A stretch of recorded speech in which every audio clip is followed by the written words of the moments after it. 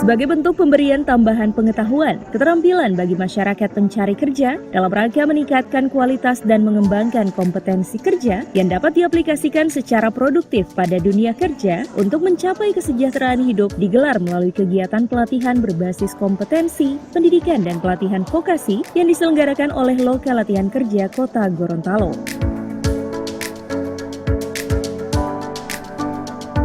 Kondisi Kota Gorontalo yang masih menyisakan beberapa persoalan pembangunan daerah merupakan kesenjangan antara kinerja pembangunan yang dicapai saat ini dengan yang direncanakan yang bermuara pada tercapainya peningkatan kesejahteraan masyarakat.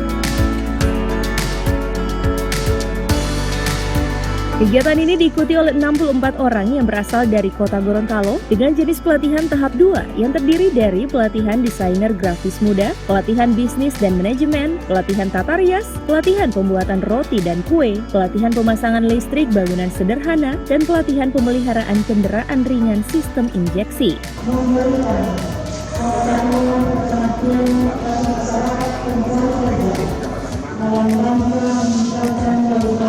Dan mengembangkan kompetensi kerja yang dapat diaplikasikan secara produktif pada dunia kerja demi mencapai kesejahteraan hidup. Jenis pelatihan untuk tahap 2 ini dilaksanakan pada bentuk mengembangkan kegiatan yang menyeluruh. Pelatihan desainer